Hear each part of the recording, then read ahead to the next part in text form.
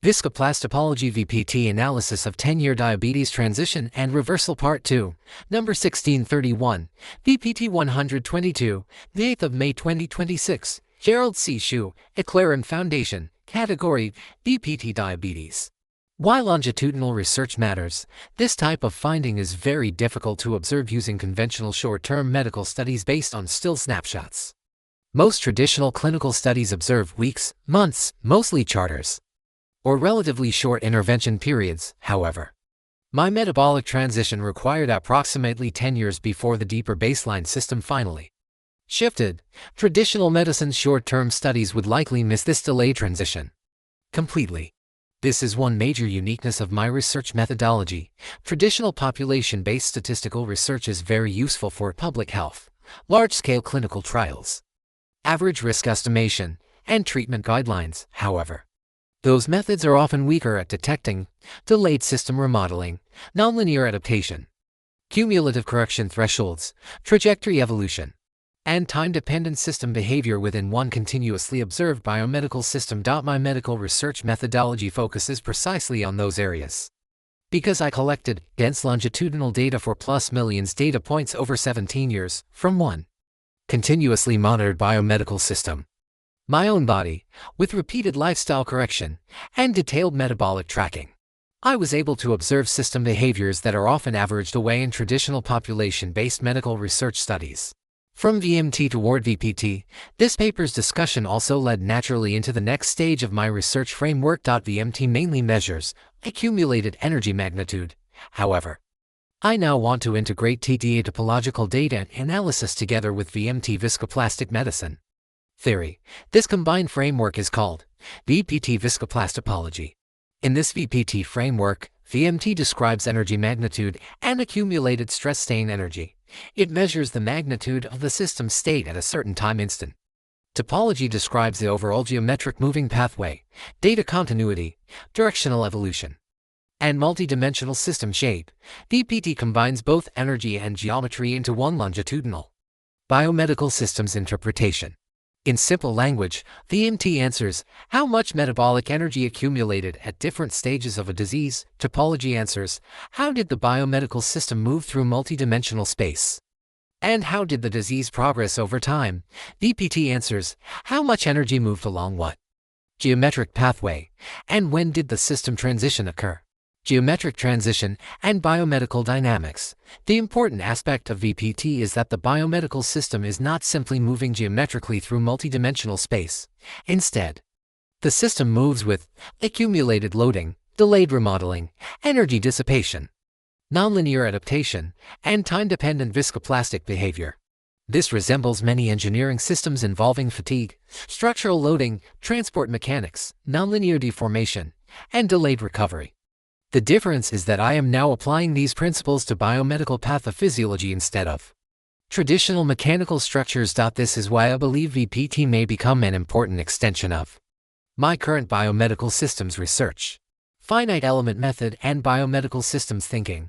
This discussion also reminded me of an important engineering concept, the finite element method (FEM). In engineering, FEM converts continuous partial differential equations into discrete algebraic equations that computers can solve numerically. Therefore, a complex continuous system can be divided into many interacting finite elements. Conceptually, my biomedical systems methodology shares some similarities. I often transform continuous biomedical behavior into normalized interacting variables, dynamic trajectories, energy partitions, and system state evolution. Of course, human biomedicine is much noisier and less deterministic than mechanical engineering systems. Nevertheless, the systems thinking philosophy remains similar. Finite element method FEM decomposes a complex continuous system into interacting structural components that evolve over time. As I bridge FEM finite element method with VMT, I may consider the pancreas and liver as two additional nodes within a finite element mesh. If I can define the stiffness of these organs, meaning their sensitivity and response to insulin, I may eventually be able to predict when a patient's long-term metabolic transition, such as the 10-year transition observed in my own case, could occur based on early-stage energy accumulation rates. I will discuss the relationship between FEM and VMT in greater detail in one of my near-future medical research methodology papers. Conclusion: this VMT analysis revealed several important insights. First, FPG appears to dominate the energy structure of PPG behavior, suggesting that the baseline metabolic condition reflected through FPG 47% of total VMT energy is more complex and important than isolated mill effects alone. Second, my accumulated VMT energy curve identified a major transition point around 2020, approximately 10 years after beginning my intensive lifestyle correction program. Third, this 10 years delayed transition from 2010 to 2020 strongly suggests that diabetes reversal behaves more like long-term structural remodeling than short-term glucose suppression. Finally, this work naturally leads toward the next stage of my research framework of VPT Viscoplastopology by combining viscoplastic energy, topological geometry, trajectory evolution, and longitudinal biomedical dynamics. I hope to better understand how chronic disease systems evolve, to stabilize, recover, and transition over time. From my viewpoint, health is not a static number. It is a dynamic system trajectory evolving continuously through time, energy, geometry, and behavioral interaction.